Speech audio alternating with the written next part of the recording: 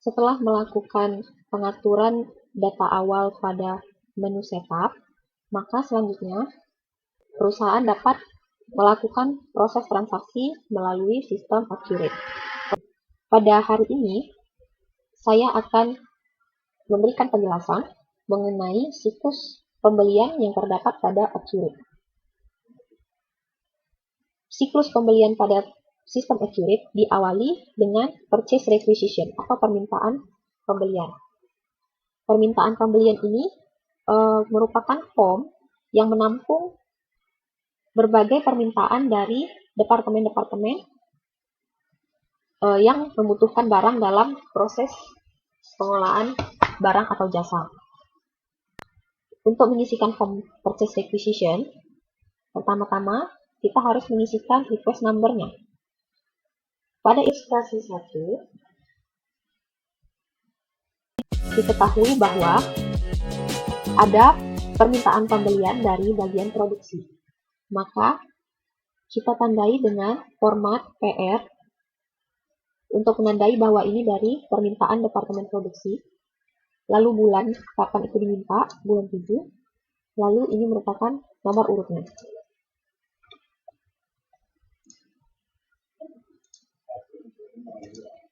Kita isikan 107.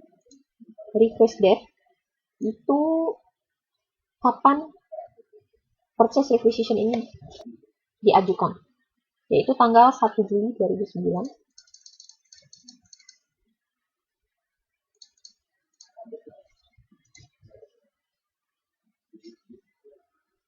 Yang ketiga, kita dapat mengisikan item barang apa saja yang diminta. Pada ilustrasi 1 yang diminta adalah batu bata dan batu horor, batu bataku. Untuk memilih batu bata, kita bisa cek di sini langsung. Atau untuk menghindari kesalahan, kita bisa search by item kategori. Lalu klik batu, maka keluar batu bata. Nah, seperti dilihat, item unit di sini belum tersetting. Untuk menyeting item unit, bisa kita lakukan melalui list item. Maka ini kita tutup dulu, kita cancel dulu. No. List item. Maka semua item yang kita masukkan pada setup data awal akan terlihat di menu list item. Jika kita lihat di sini batu bata tidak ada, karena ternyata batu bata memiliki quantity 0. Sedangkan di sini kita cek bahwa do not show zero quantity exact parent item. Artinya, jangan menunjukkan kuantitas yang 0 kecuali parent item. Sedangkan batu bata bukanlah parent item. Maka ini harus kita uncheck. Lalu batu bata akan terlihat. Kita klik 2 kali pada batu bata. Lalu ketikkan piece. Lalu OK. Begitu juga pada batu bataku. Maka setting untuk unit item sudah selesai. Kita tutup saja. Ada peringatan itu di refresh. Boleh kita refresh. Dan biasakan jika dia minta refresh, biasakan kita untuk merefresh. Kita kembali lagi buat purchase requisition-nya. Kita mulai dari activities, purchase requisition. Kita ketikkan request number. Ingat, ini bebas.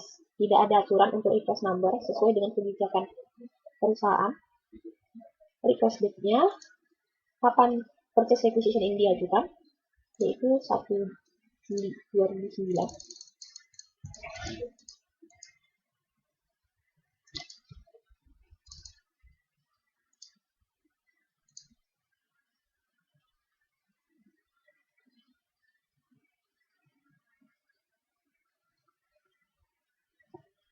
Lalu langsung ketikkan itemnya, batu, item kategori batu bata, maka akan tampil item unitnya secara otomatis. Yang diminta dari bagian produksi adalah 800 piece batu bata. Lalu jika ingin menambahkan item, bisa klik kanan, lalu new, New artinya menambahkan baris, delete artinya menghapus baris, new item artinya menambah item yang tidak dari item list. Maka kita pilih new, lalu ketikkan item kategori, pilih item kategori, pilih batu bataku. Batu bataku dibutuhkan bagian produksi sebesar 600 piece. Lalu oke. Maka langsung save and close.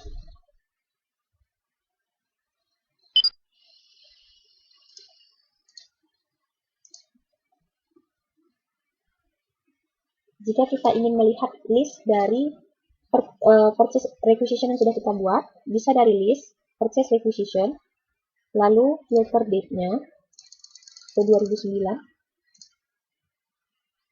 refresh, maka akan kelihatan purchase requisition yang pernah kita buat.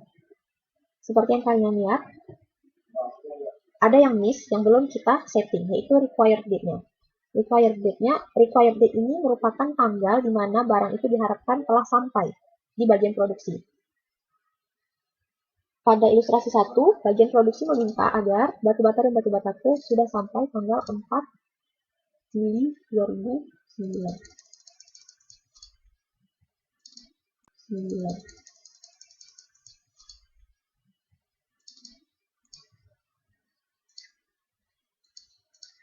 Begitu juga batu bataku.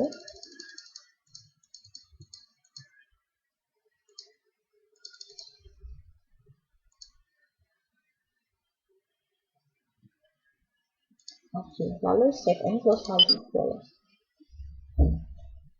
Ya, semuanya sudah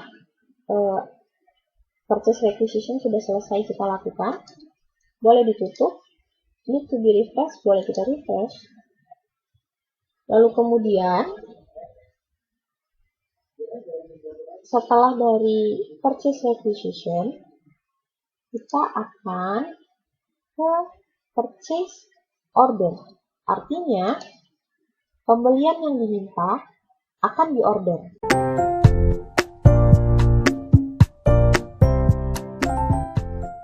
From purchase order ini, selain akan menampilkan item yang diminta, description-nya, quantity-nya, unit-nya, unit price-nya yang akan kita tambahkan, tapi juga akan memperjelas FOB-nya, terus pembayaran pengirimannya via apa, lalu syarat pembayarannya. Begitu juga di sini nanti akan terlihat diskon atau uang mukanya. Pada ilustrasi 1, kita isikan vendornya adalah super material. Maka dia langsung menuliskan kode vendor yang sudah kita isikan di setup awal, address dan sheet-nya. Lalu PO number di sini juga sama seperti pada purchase requisition, request number-nya bebas. PO number juga di sini bebas, sesuai dengan aturan perusahaan, sesuai dengan format yang sudah ditentukan perusahaan. Karena di sini adalah perusahaan Global Home Material, kita akan ketikkan GHM PO, bulannya, lalu nomor urutnya. Ini misalnya. PO date, yaitu kapan PO ini dibuat. Tanggal di mana PO ini dibuat. Juli, 1 Juli 2009. Expected date, sama seperti pada purchase requisition, yaitu kapan barang ini diharapkan sampai di bagian produksi.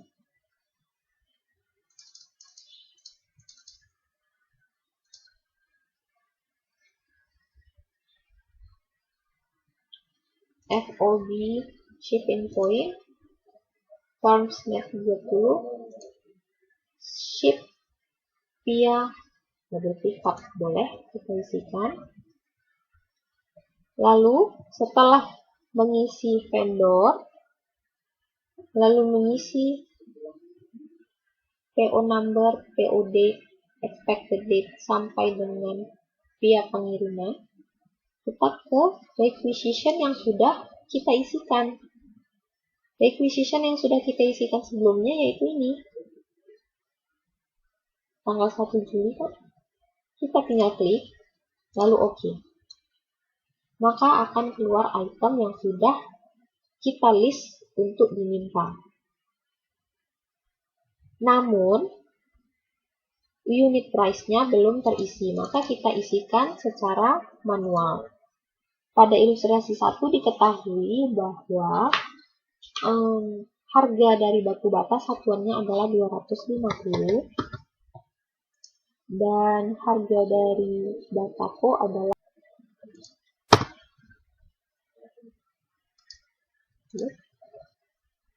maka kan langsung tampil jumlahnya.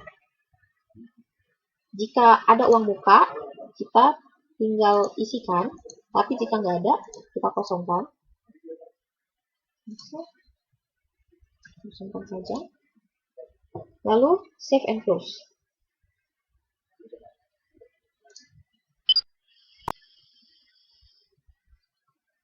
Maka purchase order sudah selesai kita buat. Ingat untuk selalu merefresh. Setelah dari purchase order atau pesanan pembelian akan diproses oleh vendor, lalu kemudian akan diantarkan. Ketika barang diantarkan dan sampai, maka bagian pembelian harus memasukkan daftar penerimaan barang, yaitu daftar penerimaan barang yang dibeli. Maka dari menu purchase, receive item atau barang yang diterima,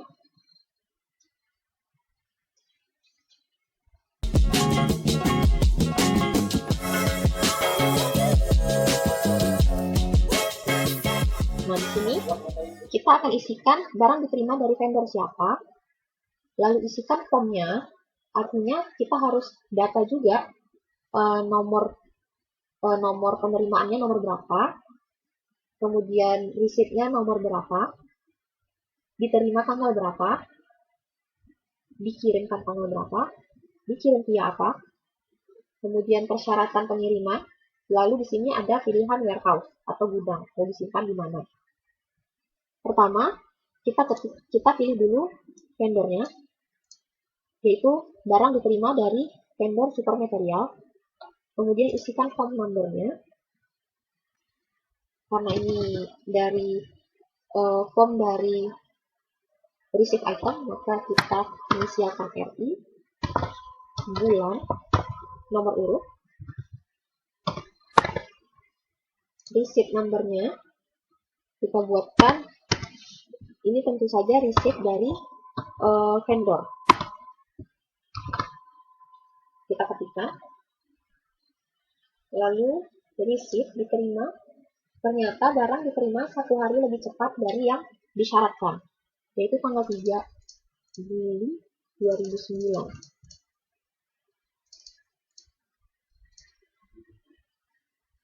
Ship date juga disamakan 3 Juli 2009. FOB shipping point tadi samakan. Ship via mobil pickup kita kosongkan juga tidak masalah sebenarnya, karena di sini di purchase order tadi sudah dibuat, tapi mau diisi juga boleh. Lalu kita pilih select PO.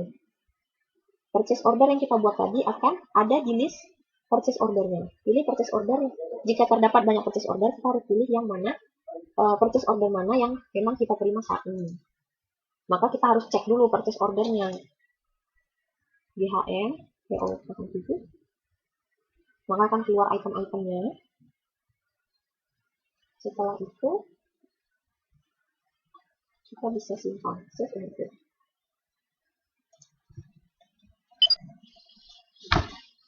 Nah, di sini artinya barang sudah diterima. Namun kemudian barang akan ditagihkan kepada Global Home Material. Ketika Global Home Material menerima tagihan, maka timbul hutangnya. Ketika menerima tagihan, PT Home Material harus mencatatkannya dari format purchase invoice, artinya invoice-nya telah diterima.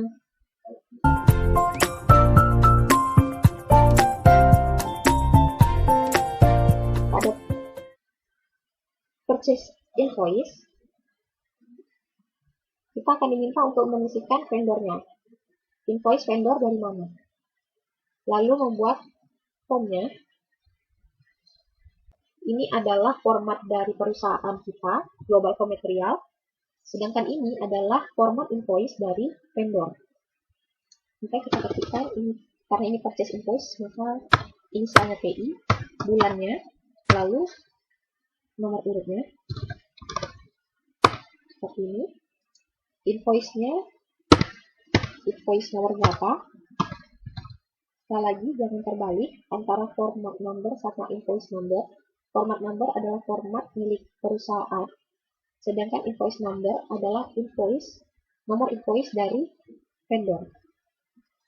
Invoice date, yaitu tanggal berapa invoice, tanggal dari invoice-nya, bukan tanggal invoice diterima, tapi invoice-nya tanggal berapa, bisa dilihat di invoice-nya. Di sini kita misalkan invoice-nya adalah tanggal 6 Juli 2009.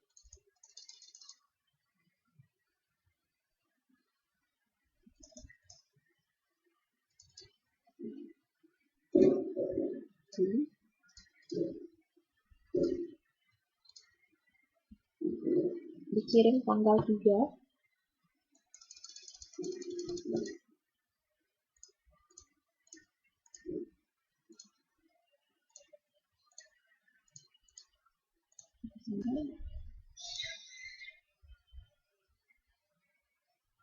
Lalu ya, ini vendornya kita isi dulu, jangan lupa yang pertama. Oke.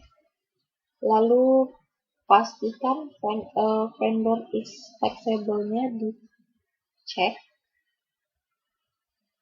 Lalu select PO. Ketika select PO, kita pilih select RI. Select reserve item. Jadi kita akan membuat invoice dari daftar reserve itemnya. Pilih form RI yang telah kita buat. Kebetulan kita hanya buat satu. Oke. Nah, purchase invoice-nya langsung keluar. Dan langsung terkredit hutang usahanya.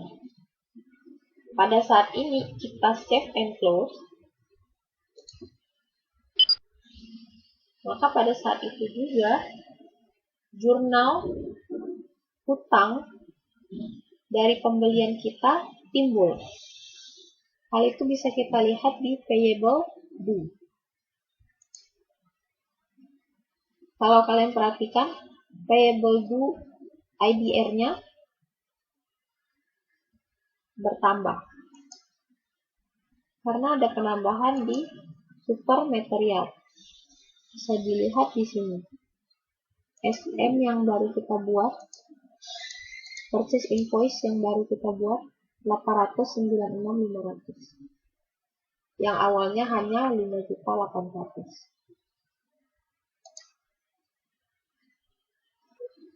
Sampai di sini untuk activities purchase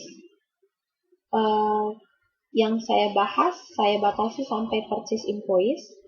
Untuk minggu depan, saya akan menjelaskan tentang purchase return dan purchase payment. Selamat mencoba.